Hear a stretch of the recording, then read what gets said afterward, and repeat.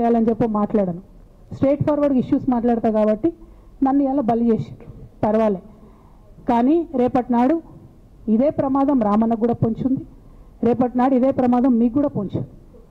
అల్టిమేట్గా బీఆర్ఎస్ పార్టీని హస్తగతం చేసుకోవడానికి జరుగుతున్నటువంటి కుట్రలో భాగంగానే ఇవాళ నన్ను ఎలిమినేట్ చేయడం జరిగింది. నేను ఇవాళ ఓపెన్గా అడుగుతా ఉన్నాను, హరీష్ రావు గారికి నేను సూటి ప్రశ్న వేస్తున్నా, ఈ రాష్ట్ర ముఖ్యమంత్రి రేవంత్ రెడ్డి గారు కూడా నేను సూటి ప్రశ్న వేస్తున్నా. నా మీద కుట్రలు ఎప్పటి నుండి ప్రారంభమైనాయి? ఎప్పుడైతే హరీష్ రావు గారు రేవంత్ రెడ్డి గారు ఒకే ఫ్లైట్లో హైదరాబాద్ నుండి ఢిల్లీకో, ఢిల్లీ నుండి హైదరాబాద్లో ఒకే ఫ్లైట్లో వాళ్ళిద్దరు ప్రయాణం చేసి వచ్చినప్పుడు హరీష్ రావు గారు రేవంత్ రెడ్డి గారు కాలు పట్టుకొని సరెండర్ అయినాక ఈ కుట్రలు స్టార్ట్ అయినాయి, నా మీద ఈ స్టోరీలు స్టార్ట్ అయినాయి, మా కుటుంబాన్ని విడగొట్టాలనేటటువంటి కుట్ర స్టార్ట్ అయింది. నేను ఛాలెంజ్ చేస్తా ఉన్నా, రేవంత్ రెడ్డి గారు మీరు చెప్పండి, ఆ ప్రయాణం జరిగిందా జరగలేదా?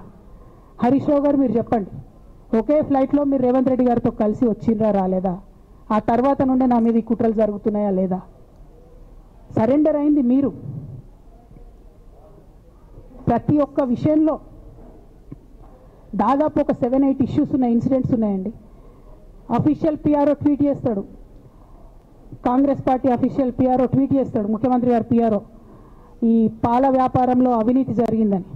తెల్లారి 2-3 పేపర్లలో వస్తుంది, 3వ రోజుకి మాయమైపోతుంది. అదే కేటీఆర్ గారినేమో 3 సార్లు విచారణ పేరుతో పిలిచి వేధిస్తారు. అంటే కేసీఆర్ కుటుంబం నికార్స్గా బరిగీసుకొని కాంగ్రెస్ పార్టీతో రేవంత్ రెడ్డి కొట్లాడుతున్నాం కాబట్టి మా మీదనేమో కుట్రలు జరుగుతాయి, మా మీదనేమో కేసు పెడతారు. మీ మాత్రం 1 or 2 days హెడ్లైన్స్ వస్తే తర్వాత న్యూస్ గాయబవుతుంది. ఎన్ని జరగలే చెప్పండి హరీష్ రావు గారి విషయంలో? ఫస్ట్ పాల వ్యాపారం మీద ఏమొచ్చినాయి ఆరోపణలు? ఆనాడు బీఆర్ఎస్ పార్టీ గవర్నమెంట్లో SC ST BC హాస్టళ్లకు Harish Rao గారి పాల వ్యాపారం నుంచి పాలు సప్లై చేసిరనే ఆరోపణలు అయోధ్య రెడ్డి గారు ట్వీట్ చేసిరు.